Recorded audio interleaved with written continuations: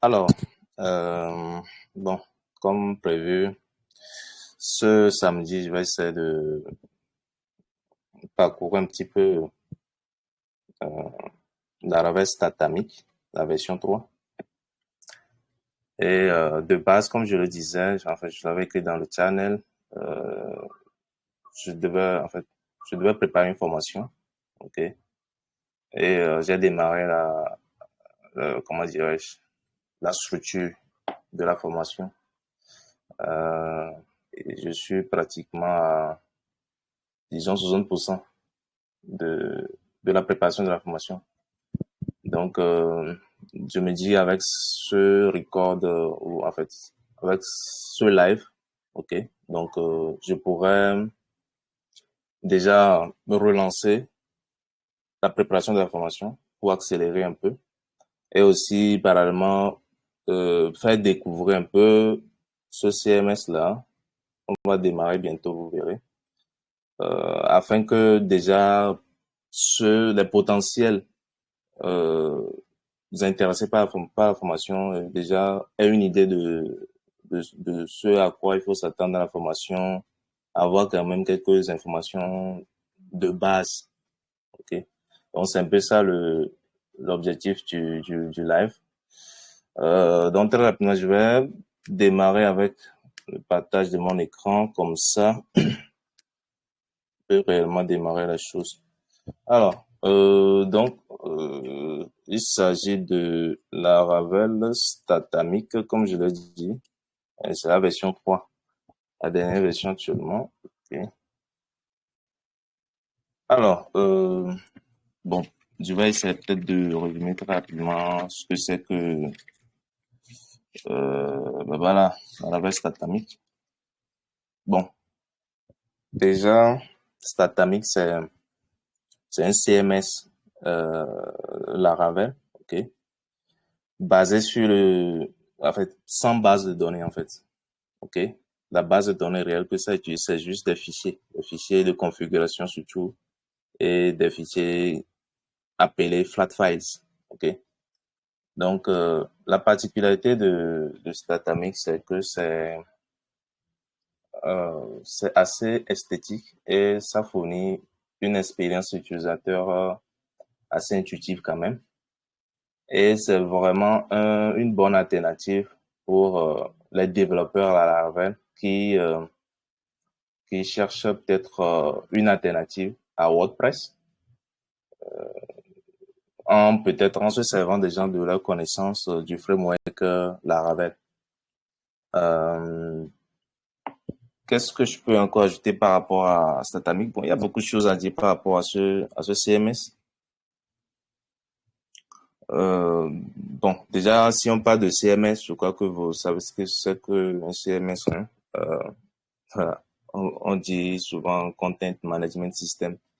C'est un logiciel ou une application web qui te permet de gérer du contenu. C'est-à-dire déjà, tu peux créer un blog avec et tu publies des articles dessus. Donc, il dit, CMS parle de la partie admin. Avec ce CMS, ils appellent ça le control panel. Je crois que c'est ce que vous êtes en train de voir ici, là. Voilà. Donc, c'est typiquement une interface d'un CMS, là. Ok. Euh,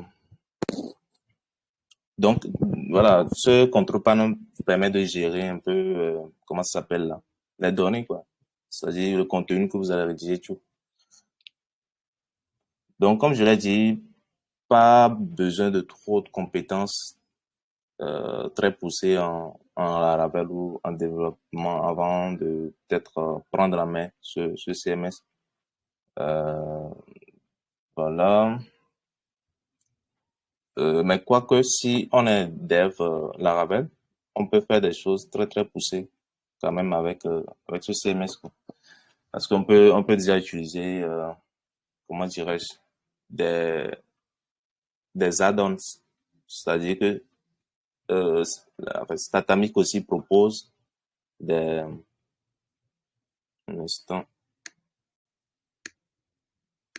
Voilà, donc je disais, Statamic propose des add-ons, c'est-à-dire c'est ce qu'on peut qualifier d'extension dans d'autres CMS comme WordPress par exemple. Et ça c'est beaucoup plus en termes de voilà d'utilisabilité à travers des interfaces utilisateurs, mais en vrai au niveau très bas dans le code aussi, on a une certaine flexibilité. Okay. Donc cette flexibilité nous permet de faire des choses très poussées si on est à l'aise avec Laravel ou on maîtrise Laravel. Donc déjà, comme je le disais au départ, comme c'est un CMS basé sur, en fait, qui n'est pas basé sur les bases de données et qui est basé sur juste des fichiers comme base de données, ok, ça fait que le CMS est assez performant, c'est-à-dire c'est très rapide de charger des données, en termes de sécurité aussi, c'est sécurisé, et aussi il y a la possibilité de pouvoir versionner tout le code, donc de versionner aussi le contenu qu'on rédige à travers le truc. Donc, l'une des choses aussi, surtout pour les CMS modernes de nos jours, c'est cette possibilité euh, de pouvoir l'utiliser comme un site statique, c'est-à-dire de pouvoir créer des sites statiques avec un site statique. Et bon, un site statique, je crois que vous savez ce que c'est qu'un site statique, hein. Voilà. C'est en opposition avec un site dynamique. Un site dynamique est basé sur une base de données, okay? C'est-à-dire que les données qui sont affichées, récupérées, tout ça, ça provient d'une base de données. Les utilisateurs qui manipulent des données sur, peut-être à travers un formulaire, tout ça, un formulaire, je dis n'importe quel formulaire de contact, puisqu'on saisit les données, bah, ça s'enregistre dans une base de données. Donc, un site statique, c'est plutôt l'inverse de tout ça. Donc, on peut tout simplement créer aussi des sites statiques. Pour ça, je crois que après, on fera aussi un tour sur mon blog.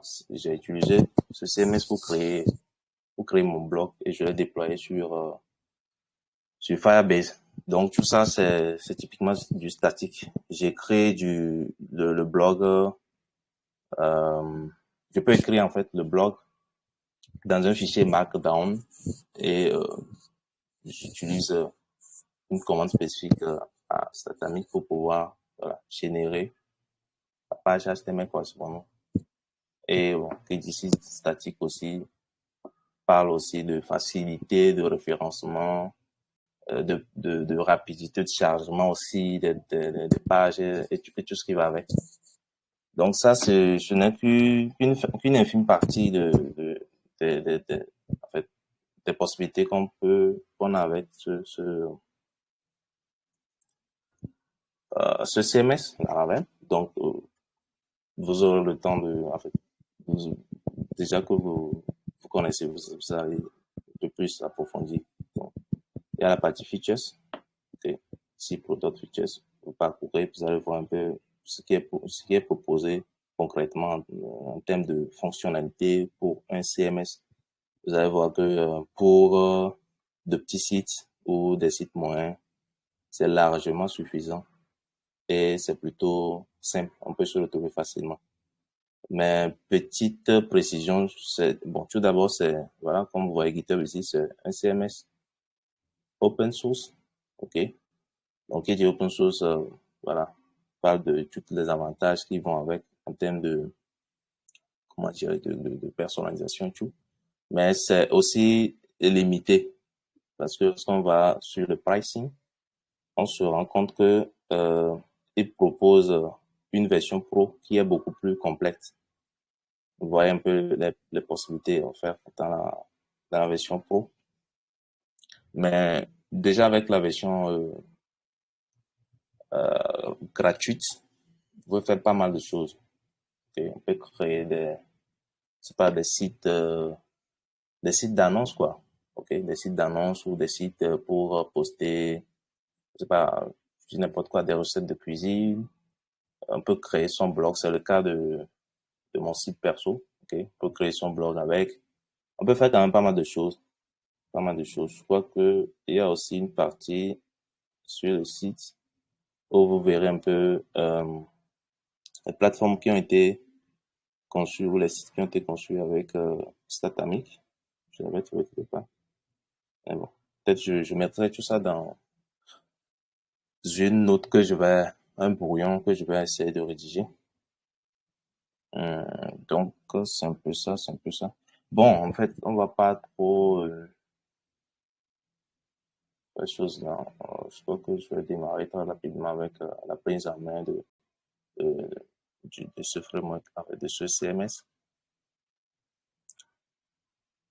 Sinon, c'est déjà, en termes de documentation, on peut pas trouver mieux, hein. C'est super bien documenté. Et à chaque fois, il donne des tips et des recommandations, des bonnes pratiques sur un certain nombre de choses, comment est-ce on structure un certain nombre de choses et que c'est très super. Bon, déjà, ils ont un quick start guide, c'est-à-dire, euh, comment dirais-je, une sous forme de tuto, de façon, pour, euh, pour pouvoir parcourir un peu, c'est juste une partie de fonctionnalités qu'on peut avoir. Donc, réellement, on prend en main rapidement, on voit un peu ce que ça donne, quoi. Donc, c'est ce qu'on va essayer de suivre rapidement. Et après avoir suivi ça, peut-être, s'il y a le temps, on va essayer de voir un petit peu en détail certains aspects, tu vois. Ok, donc, voilà, très rapidement, déjà comme prérequis, bah, c'est pas beaucoup de choses comme prérequis, hein. Hum, bon, on va installer, on va créer le projet.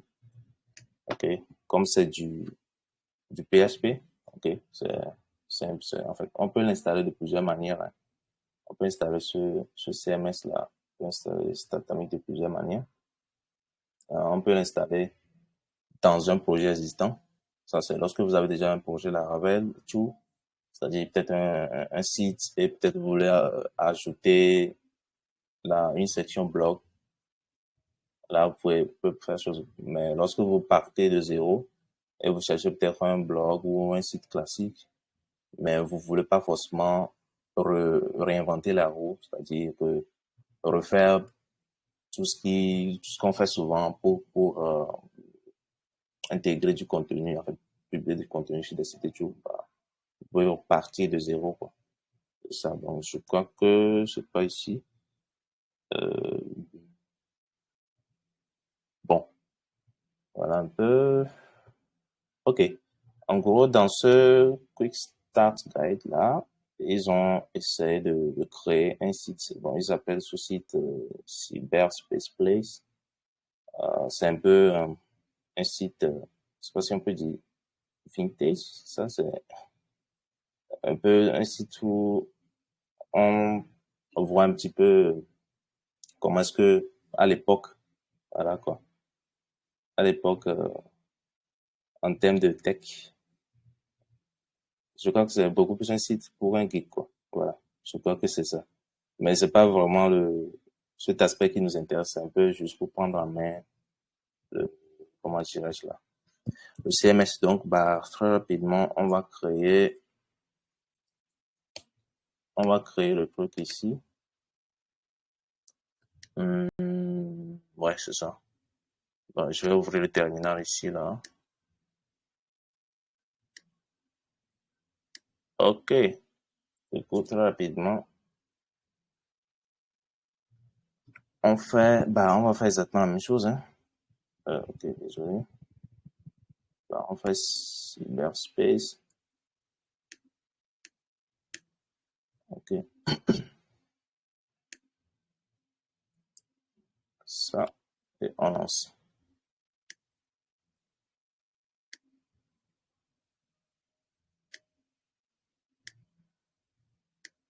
On attend un petit peu que ça crée le projet.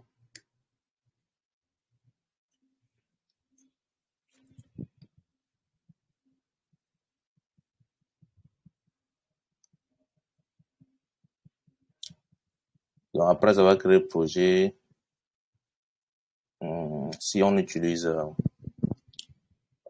Valet ou on lance, en fait. on peut configurer, comment dirais-je, notre host pour pouvoir lancer, comment dirais-je, l'application sur un nom spécifique, quoi. Je crois que vous savez comment ça se fait. Ok. Ou on peut bien utiliser aussi Valet. Je crois que ils ont parlé de ça ici. On ne peut faire référence à ça. Ok, d'accord, c'est pas grave. Et la Laravel Valet, par exemple, c'est surtout pour les utilisateurs de Mac. C'est tout un environnement de développement pour Laravel. Dès qu'on installe, on peut installer la version de PHP qu'on veut, euh, gérer plusieurs applications Laravel, pouvoir lancer les applications avec ce host un peu plus euh, convivial, si je peux dire. Voilà, c'est lancé. Je vais devoir ouvrir l'application là. Enfin, ouvrir le projet plutôt dans mon éditeur de test. Ok, ok. Mais bon, oui, je crois que je peux faire ça. Donc, je vais lancer le serveur.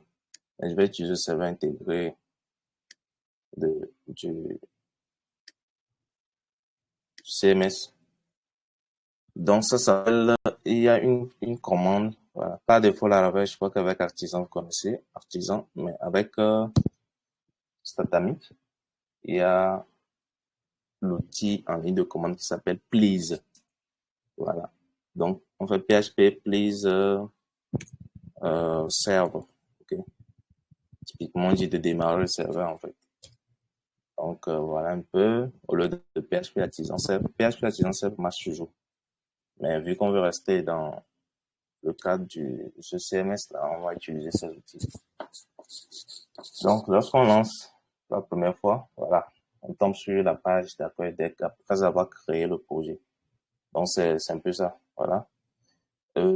Après, ce qu'il faut faire, vu que c'est un CMS qui a un dashboard où on administre, il faut forcément aussi un utilisateur. Ici, en l'occurrence, ce sera un super user avec lequel on va souvent se connecter et administrer le site en fait. Donc, ce qu'on fait ici, c'est que on va faire un PHP please make user. Ok. On va juste lancer make user et on va suivre un peu. Voilà, comme ça. Après, je mets non, c'est ça, ouais, c'est ça. Bah, je mets le password et je dis que oui, il faut que cet utilisateur soit un super user. Donc voilà, j'ai créé l'utilisateur maintenant. Comment est-ce qu'on accède au contrôle panel? C'est très simple, c'est juste en ajoutant /cp, contrôle panel. Donc ici, on ajoute contrôle panel ici et on est bon. Voilà. Donc on va se connecter avec les identifiants ici, ce qu'on vient de créer tout de suite. On se connecte. Voilà. Donc on est sur le dashboard de Statami. Étape suivante, on va créer une page. On va créer la page d'accueil. Et pour les pages, on va dans la section Collections. Un instant. Voilà. Et par défaut, vous verrez que il y a la collection Pages. OK. Et dans Pages, on a Home. On a la page d'accueil. Et Home, c'est typiquement la page d'accueil qu'on a ici. C'est d'ouvrir le site même ici. Voilà. Lorsqu'on lance le lien principal du site là, c'est cette page qui est ici. Donc, vous voyez que c'est le contenu qui est ici. OK. Donc, on va juste essayer de changer le contenu de cette page plutôt. Et voilà, c'est un peu instant. Donc, on change le contenu de la page. On met juste le contenu voilà, qui a été indiqué ici. Ils ont juste dit Voilà, tout ce qu'on veut afficher. Donc, on peut faire un hello et hein, on enregistre. Ok. Bah, déjà, on peut essayer de rafraîchir cette page et on voit que c'est hello. Petite précision, bon, peut-être on y reviendra après, mais en termes de design, le, voilà, c'est ça. C'est la librairie CSS Tailwind qui est utilisée. Donc, je crois que lorsque vous voyez l'interface, vous vous rendez compte que c'est pas, voilà, c'est du Tailwind, quoi. Donc, par défaut, c'est du Tailwind qui est utilisé. Et déjà, maintenant, voilà, c'est ce qu'on vient de faire tout de suite, là. Maintenant, pour pouvoir personnaliser, vous avez remarqué qu'à ce niveau-là, au niveau de Home, la page Home,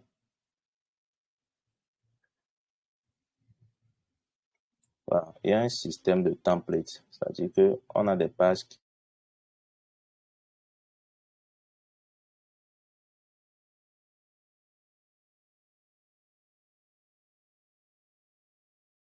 connexion. Ok. Donc, ce qu'on fera, c'est tout simplement de personnaliser le, le template qu'on utilise. Bon, en l'occurrence, je crois que c'est layout ici. Ok. Ce qu'on fait, c'est juste qu'on va juste remplacer le layout là. Un instant, comme ça, comme ça. Voilà. Le contenu de ce layout par ce qui a été indiqué là-bas. Ok, je crois que c'est pas très, il n'y a pas une grande différence, hein, mais bon, on peut bien remplacer ça quand même. Ok, d'accord. Donc, on remplace ça et on peut rafraîchir la page. Voilà. On remarque que l'apparence a changé parce que dans le template, on a,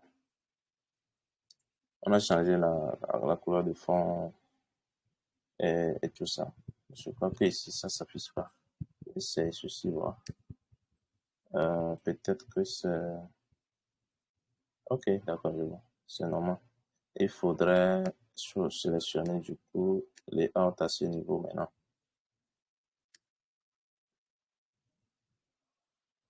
Ah, ok, autant pour moi. On reste sur la roue. Alors, donc on est bon. Bon, je crois que c'est en ce moment qu'on va réellement démarrer la création d'un blog. Un blog, c'est...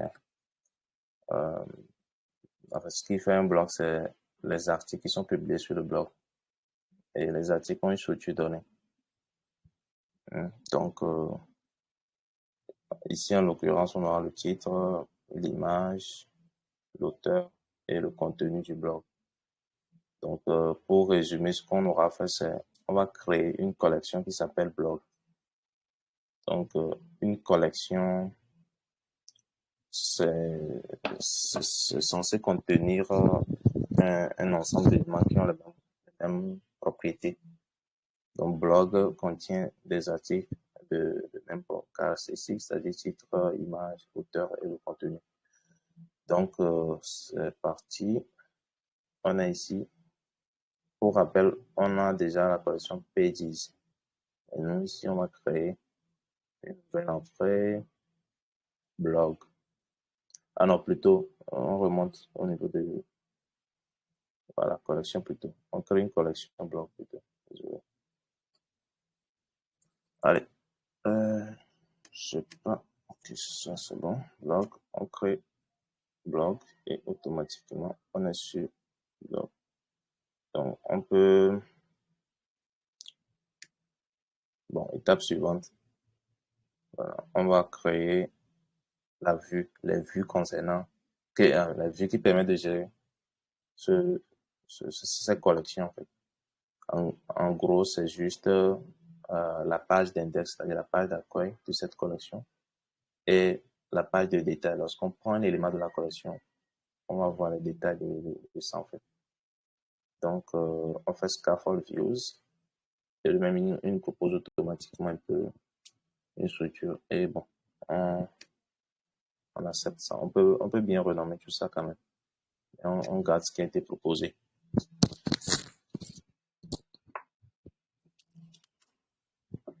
Alors, après, il faut qu'on configure la collection. Typiquement, on va définir certains paramètres sur la collection. Lorsqu'on va dans configure collections, ou collection tout court, voilà, c'était comme si on éditait ça. On peut renommer en fait le nom. Euh, voilà, on peut activer la date de publication telle sorte que chaque entrée en fait, chaque entrée plus à chaque fois qu'on insère une entrée dans le blog, peut-être on publie un article, que automatiquement le CMS crée une date pour la création de cet article-là. Maintenant, il y a aussi au niveau de route, voilà, la route, c'est-à-dire que le chemin d'accès à cette collection. Ici, ça va respecter blog slug. Bon, c'est surtout lorsqu'on prend un élément. On fera blog slash slug. Le slug, c'est le nom, en fait, d'un article donné du blog, mais qu'on slugifie, c'est-à-dire qu'on transforme en minuscule et les espaces sont remplacés par des tirets. Étape suivante. Bon, c'est ce qui a été expliqué ici. Pour les URL, on peut avoir plusieurs formats. Sur des blogs, je crois qu'on a souvent ce format-là. Et bon, c'est familier pour les utilisateurs de WordPress. C'est pas du tout nouveau. Ça se fait dans d'autres frameworks. Quant au CMS, pardon.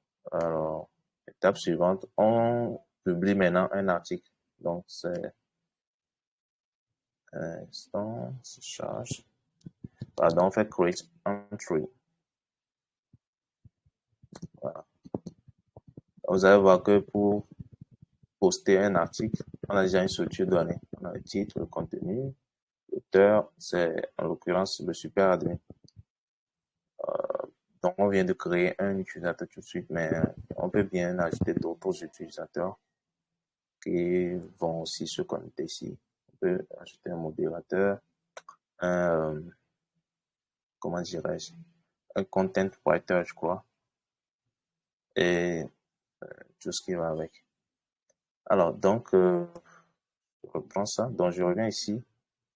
Ici, dans la création, voilà, comme je le dis, il y a des champs préétablis. Après, on verra comment est-ce que ça a été constitué, ces champs-là, pour qu'on ait ce formulaire.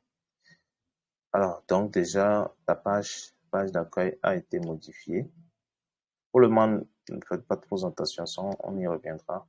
C'est, ce CMS est basé sur un moteur de rendu qui s'appelle Antless. Ok, mais disons que c'est un peu comme c'est du HTML, sauf que c'est un moteur de rendu, pardon. Il y a certaines balises spécifiques en fait. Ok, lorsqu'on va sur la page d'accueil, on a la page là. Ok, c'est ça. On va remplacer cette page par, on va remplacer plutôt l'ancien contenu par ce contenu. En gros, on est sur la page d'accueil du blog. On affiche le contenu qui est passé et en dessous, on affiche les 5 derniers articles, 5 récents articles qui sont postés dans la collection blog avec leur URL. Bon, c'est pas l'URL, mais le titre sur lequel, lorsqu'on clique, on ira sur l'URL, en fait, on ira sur l'article et la date de publication. Après ça, déjà, après avoir fait ça normalement, lorsqu'on publie un article,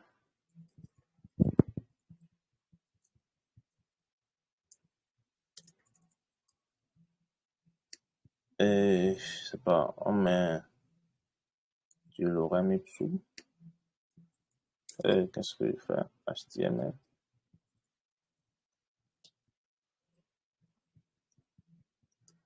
Voilà. Voilà. Ici, c'est très important. Je sélectionne Home. J'espère que c'est bien ça. Bon, pas grave. On y reviendra. On sauvegarde, on publie, on poste lorsqu'on vient actualiser la page. Voilà. On a la page d'accueil. Donc, on a le titre, le contenu maintenant de, de l'article qu'on vient de poster là. De l'instant. Donc, plutôt, c'est hello. Voilà, c'est à ce niveau plutôt.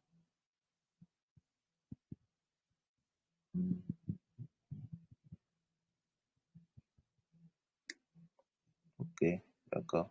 Je crois qu'on avait créé un hello quelque part. Ok, ok. Hello, c'est de la page d'accueil. Voilà. D'accord, d'accord. Ok. Bon.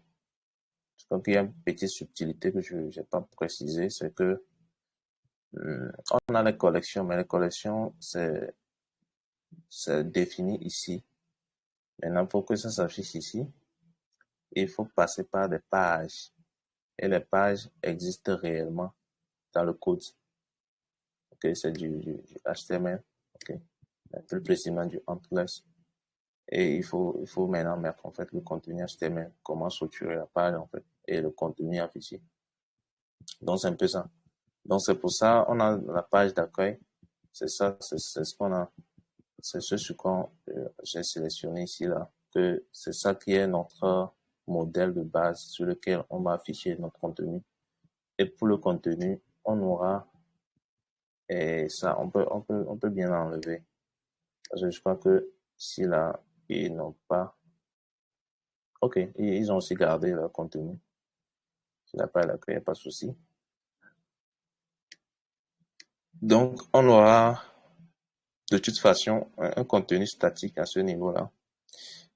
Je reviens dans la collection. Désolé si ça bouge dans tous les sens. Ok, page.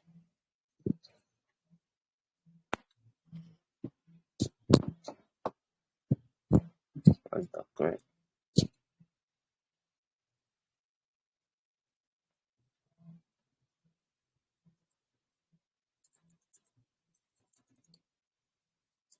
Voilà.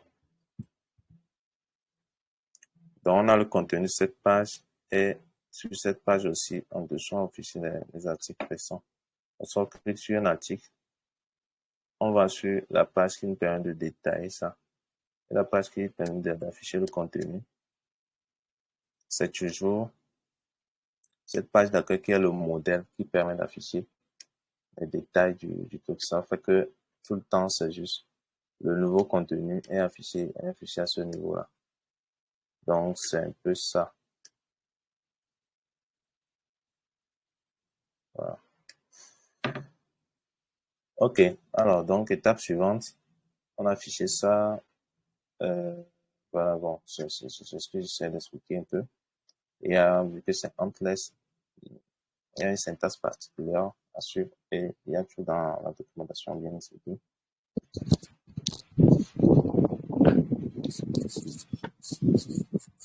Ok. Étape suivante. Alors, on va essayer de personnaliser en fait la page qui permet de détailler en fait un post donné. Vous allez voir que c'est vide. Pour la liste, les deux sont vides. Ok. Donc, on va afficher ça pour le bloc show. Ok. Et bon, on explique. Je crois que ici, c'est pas. On affiche en fait le titre, la date de publication et le nom de l'auteur. Après, maintenant, on met le contenu. D'accord.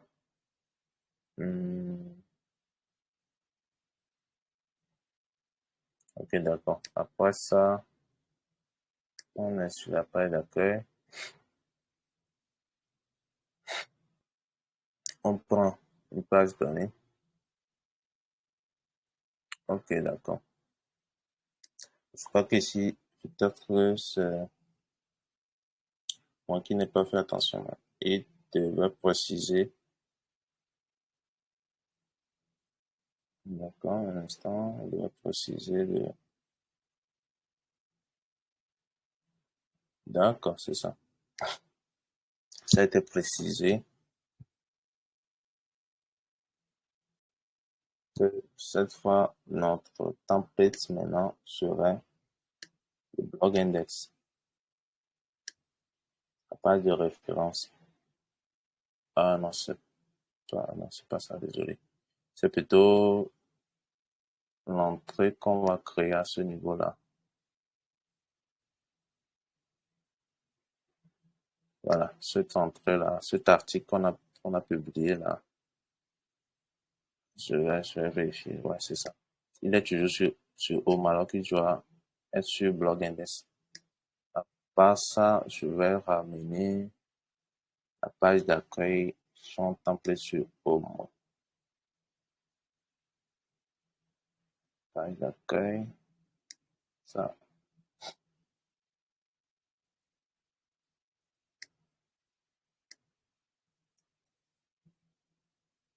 c'est bon.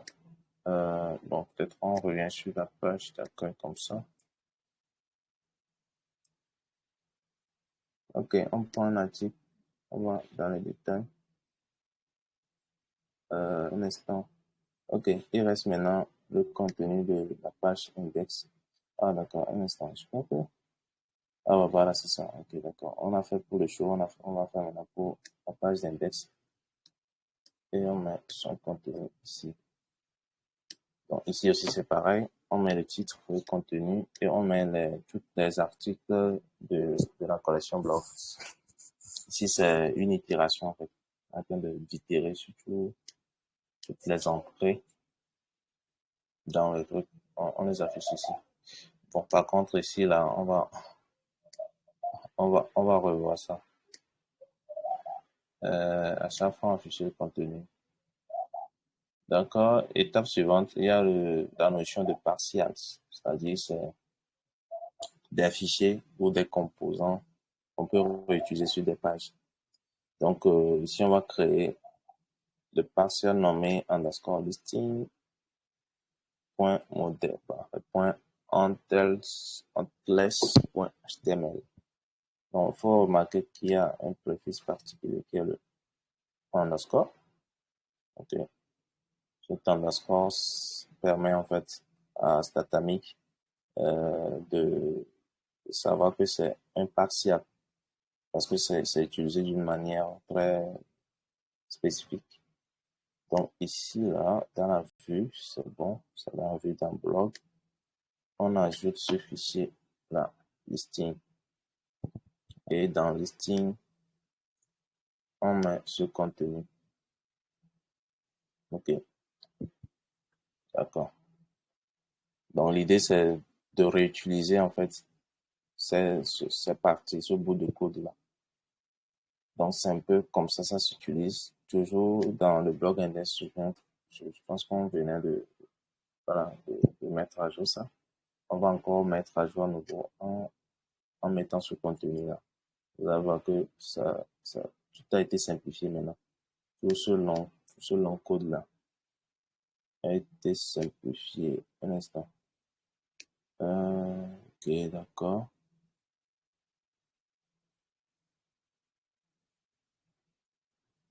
D'accord. Ok, on y reviendra. Je crois que, bon, on va y revenir. De toute façon, on remplace tout.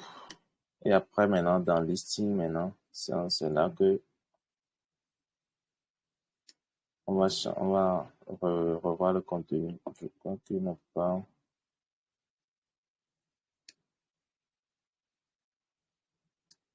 non, un instant, d'ordre.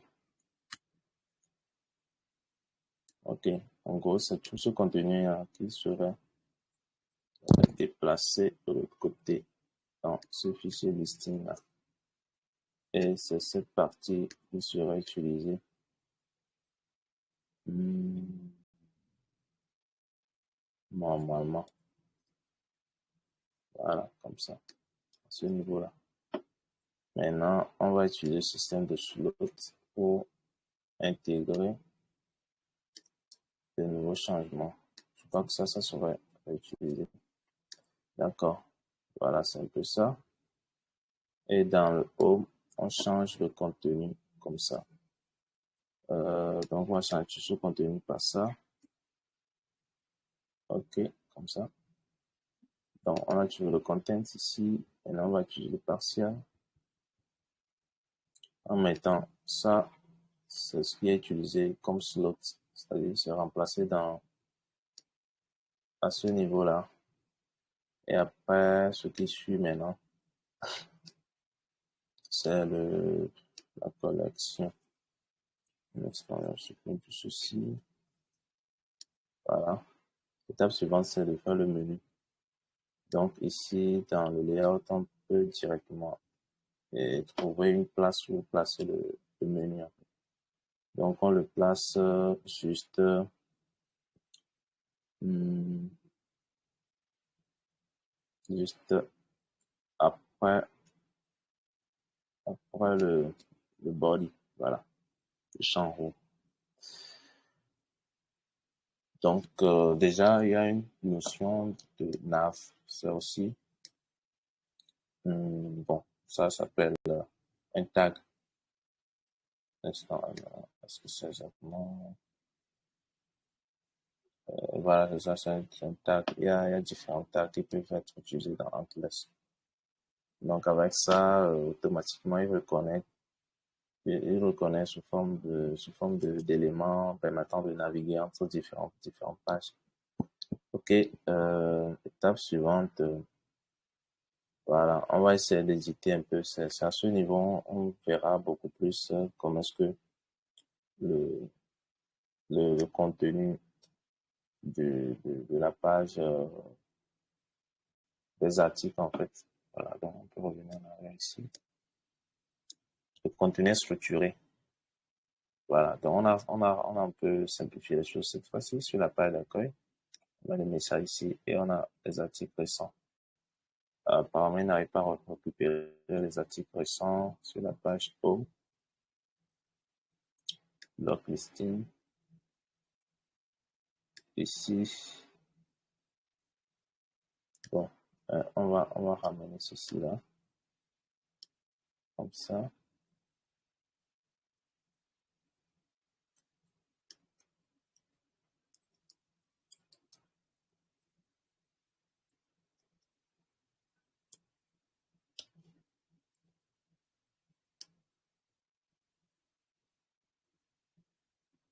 Voilà,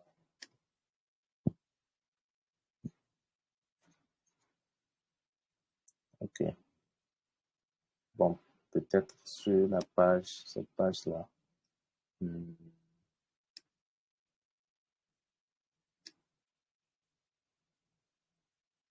On n'a pas forcément besoin d'avoir ça, mais bon, bref, c'est pas encore important. Du coup, pour la collection blog, comme on est à cette étape, on va éditer, on va personnaliser ce qu'on appelle le blueprint. On y reviendra également. Alors, le blueprint, c'est un peu comme un modèle qui permet de créer les champs qu'il faut pour chaque entrée de la collection.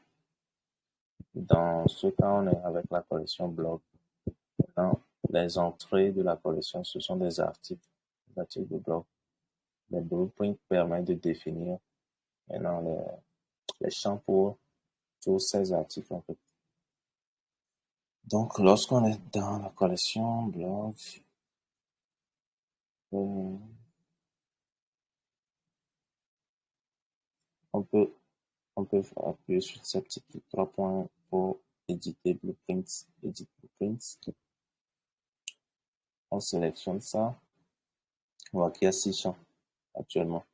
Et on verra exactement cette page qui est affichée ici là. Il y a 2 colonnes, à savoir la colonne principale et sidebar. Je crois que vous retrouverez ça à ce niveau. Lorsque, une fois encore, je vais prendre ici, là.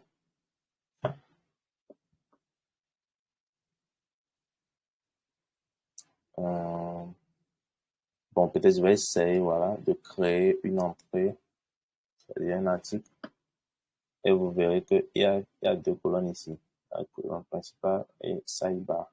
Donc, vous voyez que ces champs qui sont spécifiés là-bas, exactement ce qu'on a ici aussi. Donc, c'est un peu ça. Alors, donc, voilà. Voilà, comme ça dit, on peut faire du drag and drop. Voilà, c'est des interfaces utilisateurs modernes, quoi. Donc, on peut faire ce qu'on veut. Ouais. Pour le drag and drop, c'est ici. On peut bouger. On peut l'amener ici, on peut le ramener ici, etc. Après avoir fait, on sauvegarde, on enregistre la modification. Étape suivante aussi, on peut découvrir aussi les types de champs. Donc, on parcourt ça, on ajoute le featured image, l'image maintenant, qui est de type asset. Donc, à ce niveau-là, comment on a fait pour créer ces champs-là? C'est en faisant create fields, ajouter un champ. Donc, on a les types de champs. C'est exactement ce qu'on a avec le WordPress, par exemple, hein. Donc, ici, on cherche asset, c'est lui qui nous permet de choisir des fichiers ou des images. Donc, on met feature image. Et le titre même, c'est ça. Et on a le nom, en fait, le nom de la variable qui représente ça.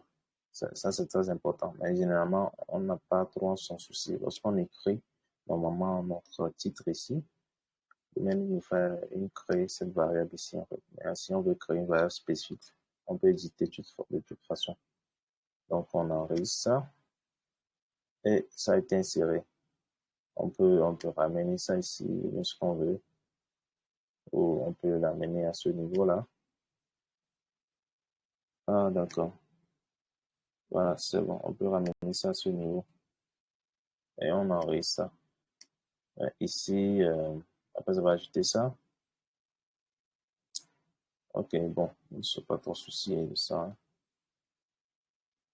Donc, on peut tester, on peut déjà tester parce qu'on a enregistré ça. Donc, l'article qu'on a écrit en premier, on peut ajouter une image. Cette fois-ci, on peut maintenant essayer d'éditer et d'ajouter une image. Voilà, vous allez voir qu'on a la possibilité maintenant de sélectionner une image. Voilà. Donc, ici, il essaie d'ouvrir un peu le répertoire où se trouve, dans notre projet, bien sûr, le répertoire où se trouvent les médias, les fichiers, tout. On peut on peut prendre le fichier depuis comment dire, notre application. Donc, je peux prendre ça, vu que je n'ai pas exactement les fichiers qui sont utilisés dans le tutoriel, et je fais sélectionner, et ça se sélectionne ici. Je fais enregistrer et publier. Voilà. Bon, petite précision, on peut ajouter les champs là, à ce niveau. On peut aussi les déplacer comme ceci. Voilà. Et on enregistre. Alors, donc, notre article, si on retrouve sur la page d'accueil, ça ne serait pas modifié parce que dans notre code, on ne l'a pas encore modifié. C'est pour ça, à ce niveau-là, bon, c'est sur la page détail d'un article. Ici, voilà, justement, qu'on va ajouter ce détail-là, cette image. Alors, donc, bon, peu importe là où ça a été ajouté, je vais ajouter ça à ce niveau-là. C'est bon, c'est toujours bon, et c'est OK. Je crois qu'on est à la fin. On peut ouvrir ça ici.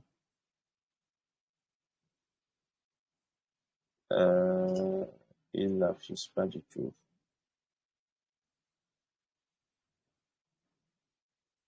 D'accord. On va essayer d'éditer.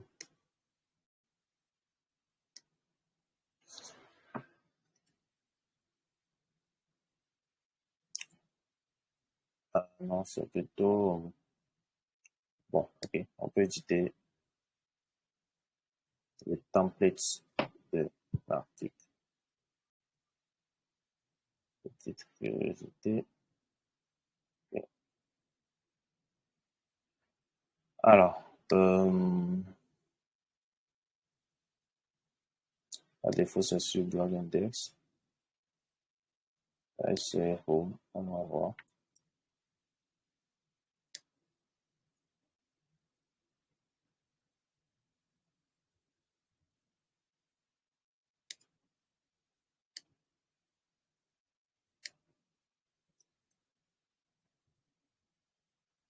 Ok.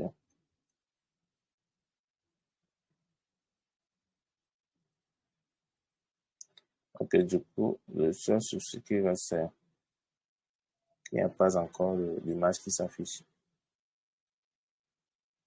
L'image, elle est là, sauf que à ce niveau, parce qu'on essaie d'afficher, elle ne s'affiche pas du tout.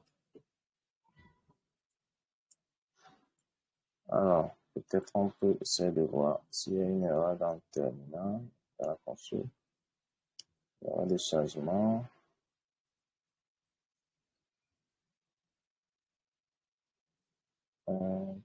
Apparemment, non. Bon, je crois que je n'ai pas trop prêté attention à la démo. Mais c'est pas grave. Je crois que vous avez, avec ça, vous avez déjà une idée de comment est-ce que les choses se font de façon très superficielle. Ok. Donc, ça a été résumé. Donc, je vous recommande d'aller voir dans d'autres Statamic, voir un peu comment est-ce que les choses se font. Voilà. Du coup, ce qu'on va faire, c'est qu'on va reprendre en détail, en fait, les explications. Ok. Déjà, on, on va repartir du projet. Lorsqu'on vient de créer ce projet-là, on va voir que c'est du Laravel. C'est-à-dire la structure du projet, c'est le projet Laravel. Et ce qui est nouveau, c'est le dossier content, ok, et le dossier users. À part ça, c'est juste peut-être dans les sous-dossiers, quelques petits ajouts. Dans le sous-dossier, dans Resources, on a Blueprints, on a Users. Dans ça aussi, c'est tout. Je crois que c'est juste ce petit ajout là, visiblement. Donc, déjà, pour pouvoir naturellement être beaucoup plus productif et efficace avec ce CMS, il faudrait être suffisamment à l'aise avec la Laravel. Et le reste, c'est la documentation et un peu, et bon, peut-être surtout, euh, la communauté. Donc, déjà, je vais cette partie de content. Dans content, il y a les assets. Okay? Les assets, c'est, comme je l'ai dit au départ, c'est un CMS sans base de données.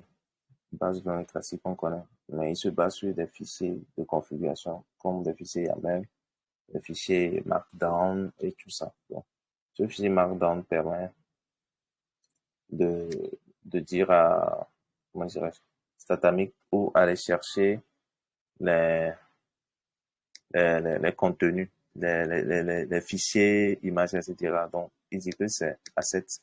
Donc, c'est un vrai, de ce dossier dont on parle ici.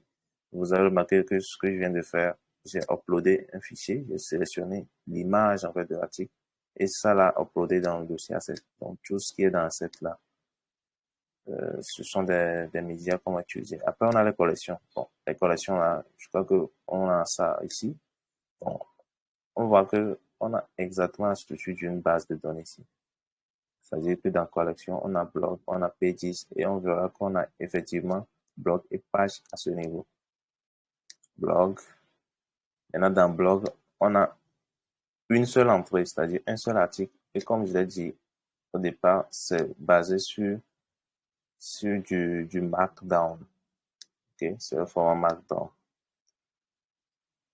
Donc, voilà, c'est ça, cet article, ce on vient de rédiger là. On voit que le contenu qui est ici, c'est exactement le contenu, ce contenu qui serait à ce niveau-là. L'image est ça, est là, et toutes les autres informations. C'est assez structuré pour être exploité automatiquement. Donc, c'est un peu ça. Alors, on vient dans P10, on a la page home. Voilà, c'est ça. Donc ici, on peut modifier, hein, on peut faire tout ce qu'on veut. Si on maîtrise un peu la structure, surtout ici le contenu, on peut le modifier comme ça, .md, et on verra que on aura, ça sera modifié ici parce que c'est comme si on modifiait directement la base de données. Enfin, les données en base, on verra lorsqu'on ouvre la page. Donc, ouais. Voilà, on a hello from home.md. Ouais. Alors, on a aussi, voilà, c'est typiquement la structure de, comment dirais-je, le fichier YAML qui décrit un peu la structure en fait de la collection blog. Pour dire que le template qui est utilisé c'est blog, moi c'est blog index. Je crois que je l'avais modifié tout de suite. C'est pour ça.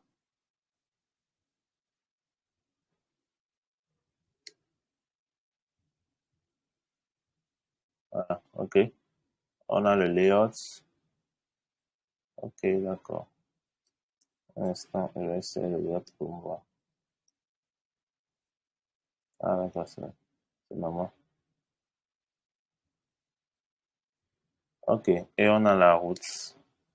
Typiquement, c'est cette route-là, avec le slug de l'article, en fait, du titre de l'article, en fait. Et bon, les autres informations, pas très importantes pour un début. Après, on a les variables globales.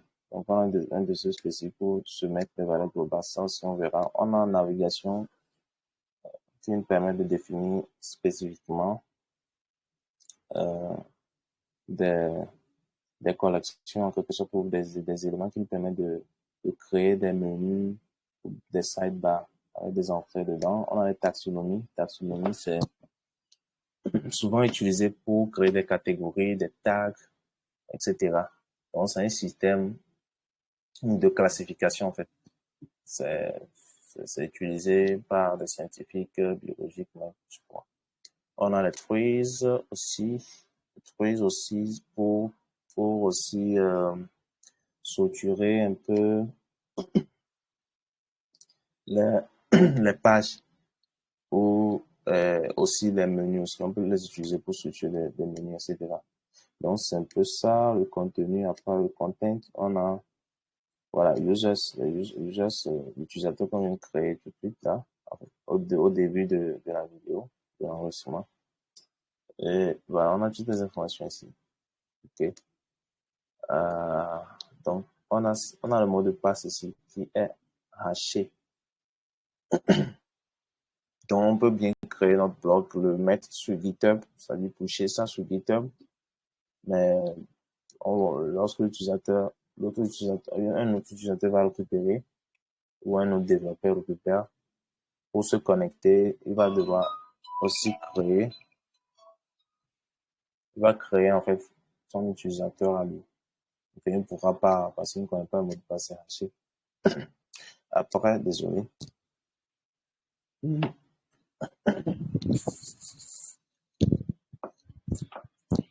Alors, après, on a la resources, comme je le disais.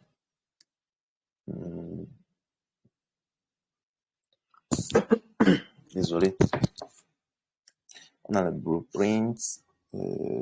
Voilà, je crois que vous connaissez les blueprints qui permettent de définir un peu le canevas à suivre pour les champs des entrées des collections.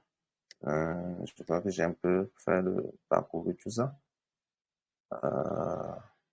J'aurais bien aimé faire une vraie démo from scratch, mais c'est un peu le but, c'est de faire un peu découvrir un peu le CMS et de fixer un rendez-vous pour la formation où vous aurez beaucoup plus de détails par rapport à cette formation. Que ce soit vraiment une formation plus pratique où on aura, c'est du e-learning en fait. C'est tout un contenu qui sera rédigé. À certains endroits, c'est comme Open Classroom. À certains endroits, on peut avoir des vidéos spécifiques pour expliquer un peu ou pour résumer. Et à d'autres endroits, on a du code source et tout ça. Donc, c'est un peu ça.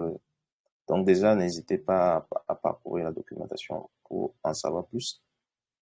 Il y a beaucoup de concepts, beaucoup d'aspects en fait à prendre en compte, beaucoup de fonctionnalités pour pouvoir gérer beaucoup de choses. Et voilà, c'est un peu ça. Et la partie front-end, tout ce qui concerne euh, la partie visible en fait pour les utilisateurs finaux. Donc, vous voyez qu'il y a, c'est aussi un CMS headless qui permet en fait, de ne plus être dépendant en fait de ce que, comment dirais-je, euh, en fait, de ne plus dépendre en fait de la vue qui est proposée par défaut comment dirais-je, dans le CMS, mais de mettre à disposition une API qui sera consommée par différents devices ou différents trucs là. Peut-être on peut avoir en fait, on pourra en fait consulter le blog en fait depuis un smartphone, depuis une application mobile ou depuis un site web front, totalement front. Donc on a l'API REST, on a aussi l'API GraphQL, sauf que la partie headless c'est payant. Ouais, je crois que j'ai pas spécifié concrètement. Les, on a aussi ce dossier config là, qui est classiquement le dossier de la sauf que il y a un sous-dossier Statamic maintenant où se trouvent en fait toutes les configurations par défaut en fait, qui viennent avec le, le CMS. Donc vous verrez que à ce niveau-là, dans Control Panel, je crois bien, non, c'est pas là-bas. Un instant, voilà, Editions. Voilà. On peut activer la version Pro en développement. OK? Ça fait que, bon, déjà, lorsque je vais réactiver ça, réactualiser plutôt mon contrôle panel, vous allez remarquer que, voilà, il y a une petite bannière qui apparaît à ce niveau pour dire d'activer la licence. Et on a aussi ce badge Pro. Et vous allez voir que l'interface a légèrement changé. Il y a beaucoup plus d'éléments qui sont ajoutés. Voilà. Euh, gestion de permission, groupe utilisateur, etc. Euh, même dans, enfin, sur d'autres pages, on a beaucoup d'autres éléments qui sont ajoutés, tu vois. Donc, c'est un peu ça. Alors, il y a quoi d'autre également? Il y a la partie control panel pour pouvoir personnaliser à notre guise. Par exemple, ici, sur la page, sur le dashboard, comme vous le voyez, cette page, c'est ce qui vient avec Statami. On peut, c'est ça, c'est ce qu'on appelle un widget ou des widgets, ok? Mais en vrai, c'est tout ça qui est le widget dans lequel se trouvent des éléments. On peut nous-mêmes créer notre propre widget. Je crois que c'est à ce niveau. Un instant, oui, c'est au niveau du control panel. Voilà, c'est ça. Voilà, c'est ça, fait aussi.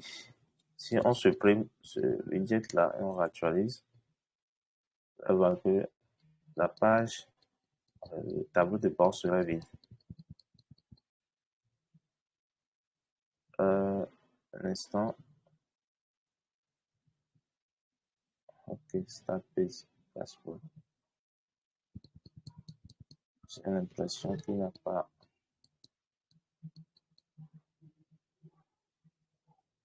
Voilà, c'est bon.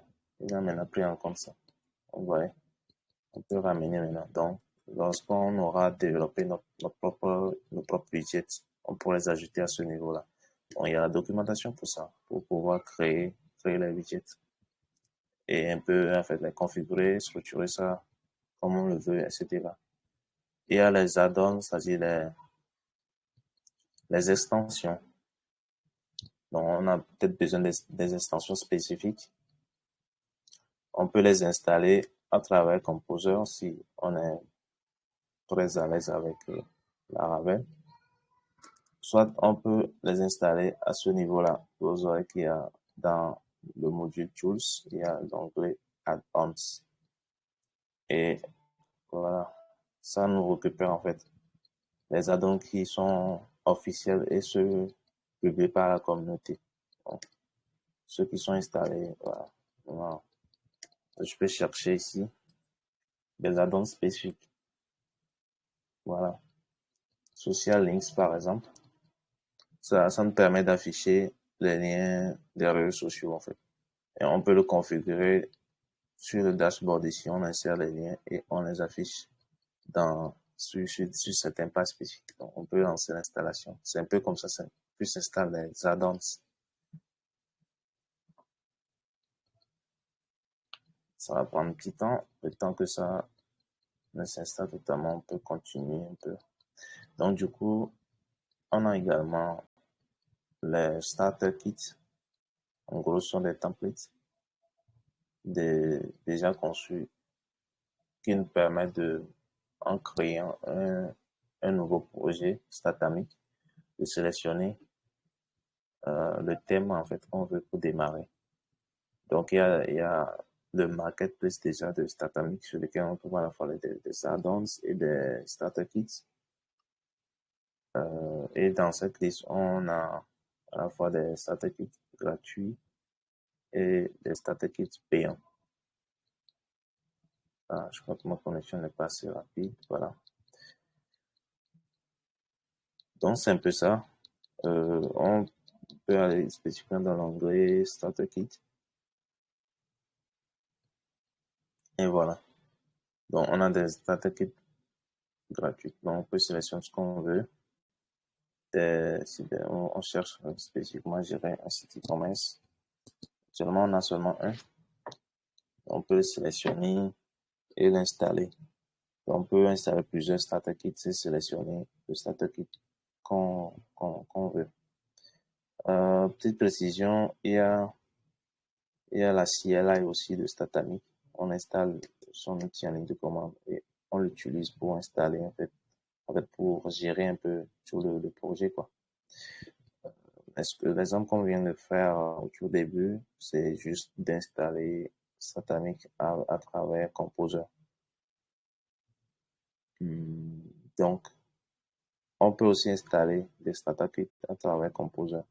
Je crois que ça n'a pas été clairement décrit ici. On peut bien installer. Ok, d'accord. Donc, c'est un peu ça. C'est comme ça. Donc, voilà. Donc, tout est ok. Donc, je crois qu'il y aura un léger changement.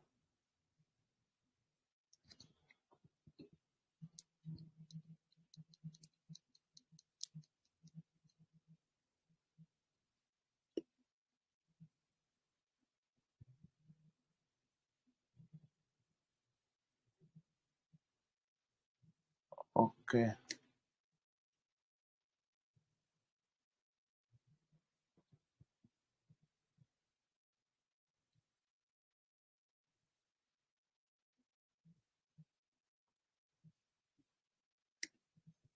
Alors,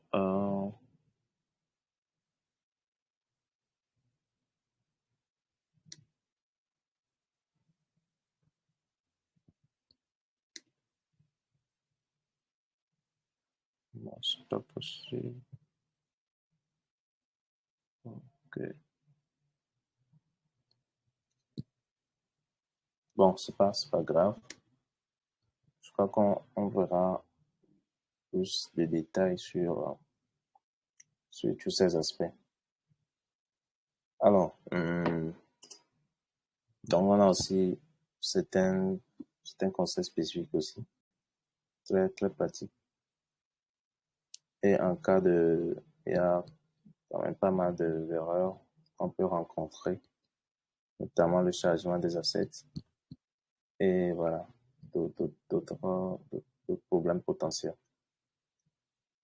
Donc, c'est un peu ça. Il y a plusieurs manières de charger les assets. On peut le configurer comme ça et le charger ainsi. Euh, donc, c'est un peu ça. Je vais vérifier quelque chose. Peut-être ça peut nous permettre de résoudre le problème de chargement du fichier qu'on avait pris là. Assets. On a le dossier assets. Ouais. On a effectivement ça ici. Le dossier assets, on a l'image ici. OK. On a so, on a ça. OK. Bon, on peut se lancer dans la résolution de ce problème-là. OK. Donc, l'image devait s'afficher ici.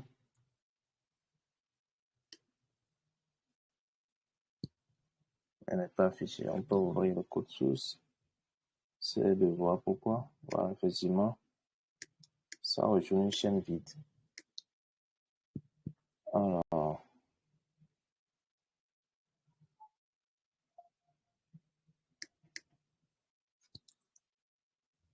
OK. On va vérifier ce niveau-là. Peut-être j'ai fait une erreur quelque part. Mais je ne me suis pas rendu compte. On revérifie au niveau de l'entrée.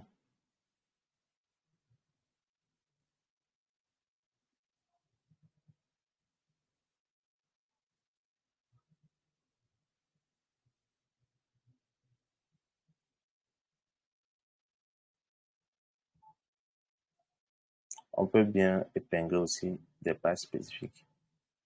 On peut sauvegarder pour, pour aller rapidement. Si sinon à ce niveau-là, l'image est affichée, sauf que c'est le titre maintenant, il faut y voir. Ok, un instant, on va devoir vérifier maintenant le blueprint.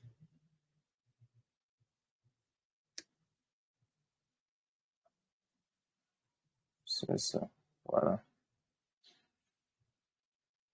Voilà, je crois que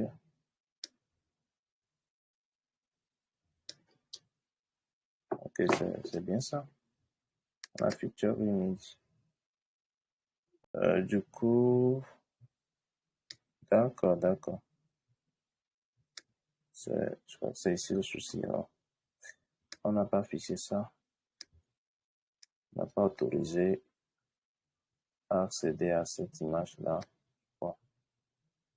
Ah, ça ne m'assure pas. Bon, c'est pas grave. Bon, je vais peut-être... on a pratiquement à la fin. On a un petit peu fait le tour. On a vu un peu comment ce CMS pourrait être utilisé et en quoi c'est un CMS intéressant. Basiquement. Ce que je vais faire, c'est un peu de vous montrer un peu comment j'ai monté mon blog avec. Peut-être un peu aussi résumer un peu comment est-ce que j'ai utilisé ce CMS pour le faire. Bon, je suis parti déjà d'une structure donnée. Okay.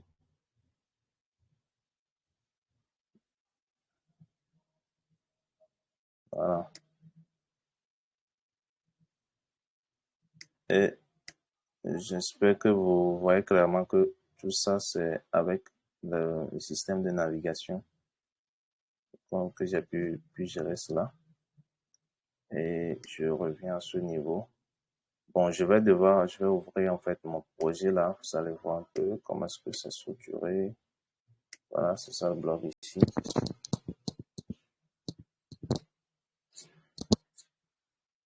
Ok, je vais tout fermer et on reprend à zéro. Comme je l'ai dit, c'est du Laravel, on a la structure. Maintenant, bon, déjà, on va démarrer le, le projet. On va démarrer le blog dessus. Ok, attendre légèrement un peu.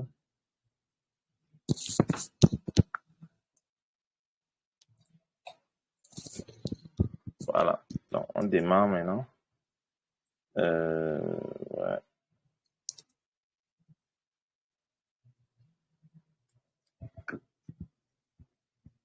C'est bon.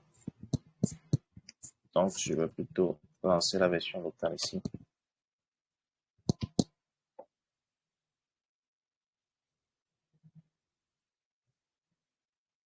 Voilà, on a exactement la version. Ok, comment est-ce que ça marche? Déjà, on se connecte au control panel. Allez, c'est bon. Pour voir comment est-ce que, quelle structure a été derrière tout ça. Donc, par défaut, j'ai épinglé cette page-là. De telle sorte que dès que je suis connecté, ça m'amène sur cette page. Ça me permet d'aller rapidement. C'est genre, rédiger un article.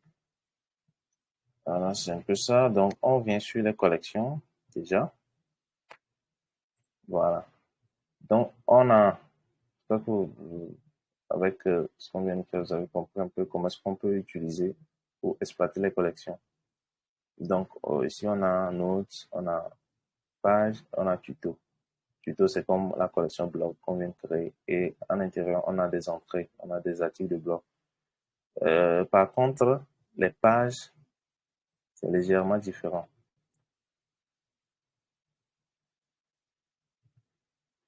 Donc, je vais ouvrir, voilà, on a les pages. OK? Pour les pages, la seule différence avec page est de simples entrées d'une collection. C'est qu'il y a une structure d'autres spécifique. On peut ordonner en arborescence, voilà, on peut positionner les choses, etc. Donc, vous allez voir que ces pages qui sont ici, sont eux qui sont à ce niveau, en fait. Je sais pas si vous voyez. Donc, à part ça, donc, je peux prendre une page spécifique pour qu'on voit comment c'est structuré. Il n'y a que le titre et le contenu. Euh, un instant. Le contenu, c'est du huntless, c'est-à-dire c'est du contenu que j'ai créé, en fait. J'ai mis, en fait, en statique dans le, voilà quoi, dans le code, en fait. Tu vois. Donc, c'est un petit peu ça. Bon, du coup, on peut revenir sur la collection tuto maintenant. La collection tuto, bah, c'est très simple, hein. Je crois que on vient de faire ça. Donc, on a la structure là et on a le template qui permet d'afficher cette structure là. Donc, si on prend chaque entrée, on a la page qui permet d'afficher ça. Tuto slash show, ça. Voilà. Alors qu'on a la page d'accueil pour afficher la liste de ces entrées-là. Donc, c'est typiquement ce qu'on a à ce niveau-là. Si on est en train d'afficher, en fait, les articles sur la page d'accueil. C'est ça, ici, c'est sur la page d'accueil. Toute cette page, c'est blog, en fait, c'est tuto index. OK. Alors, donc, je continue là. Je crois que c'est un peu ça. Donc, comme c'est du CMS, on peut faire du live preview. À chaque fois qu'on modifie, on voit un peu le résultat, quoi. C'est-à-dire, on change quelque chose, on voit de façon instantanée le résultat. Voilà.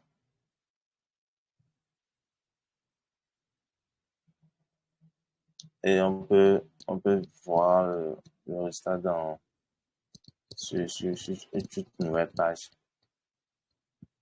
Alors, quoi d'autre? On a la date de publication. On peut bien le changer.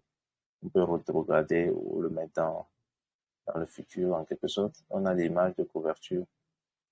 Donc, c'est ce qui est affiché ici en l'occurrence. OK. Alors, quoi d'autre? Il y a aussi des choses un peu plus poussées. On peut ajouter des champs qui nous permettent de faire une vérification dans le code et d'appliquer une certaine logique. Alors, je crois que c'est un peu ça. Du coup, on a aussi une collection spécifique qui est Notes, où on a aussi une structure bien précise aussi. Mais c'est pas très différent des entrées d'une blog quand même, c'est toujours pareil. Il faut toujours noter que pour chaque collection, on a les blueprints contenant cela. Si on va sur blueprints, on verra que, ok, les blueprints, je remonte encore à nouveau. Euh, je reviens plutôt directement sur les blueprints. Voilà. Donc, on a les blueprints. On peut avoir les blueprints pour tout et n'importe quoi, hein. Les blueprints, c'est surtout pour avoir des modèles, en fait, pour différents éléments qu'on a. Donc, vous allez voir qu'on peut avoir des modèles pour les éléments des collections, les éléments de taxonomie, navigation et tout ce qui est global, c'est plein d'autres éléments. Donc, c'est là qu'on a les collections. Si on prend les tutos, c'est-à-dire les articles de blog, on a le, le modèle, en fait, à suivre, en fait, pour créer ça. Donc, on a typiquement un titre, le contenu, l'auteur, voilà, le template. OK. Après, on a le slug qui est auto-généré, la date.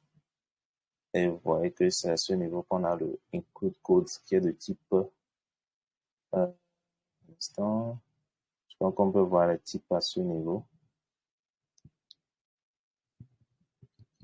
OK.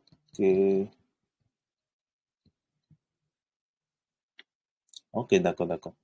En vrai, c'est en essayant d'ajouter, on cherche en fait le composant qu'il nous faut en fait. Et le composant derrière nous gère en fait, nous gère la valeur qu'on a. Donc ça fait que ça se transforme en chose là, en booléen par exemple. Donc c'est un peu ça. Quoi d'autre? Je crois que c'est tout. Non, c'est tout, hein. Il y a pas d'autre chose extra. Voilà, c'est un peu ça. Donc, je peux peut-être vous parler très rapidement de global. Voilà, c'est ça. Ce sont des variables globales. Donc, on peut définir cela et réutiliser ça un peu partout. Euh, donc, en gros, le fonctionnement de ce CMS permet à ce qu'on puisse concevoir en fait un outil qu'on peut remettre à un client ou à un utilisateur donné pour être exploité. Donc, si on définit bien les choses, la personne n'aura qu'à modifier à, à sa guise pour avoir en fait le résultat qu'il veut pour pouvoir modifier le site comme il veut, etc. Donc, voilà un peu. Donc, ici, tout ce qui est défini ici, j'ai réutilisé ça dans le code aussi. C'est un peu ça. Alors, je crois que je suis à la fin, après avoir mis à disposition de toutes les informations. Si vous avez des questions ou vous avez, oui, des informations, des questions de façon générale à poser par rapport à la prochaine formation, je suis disponible sur Telegram, sur Twitter. Voilà, du coup, à plus alors.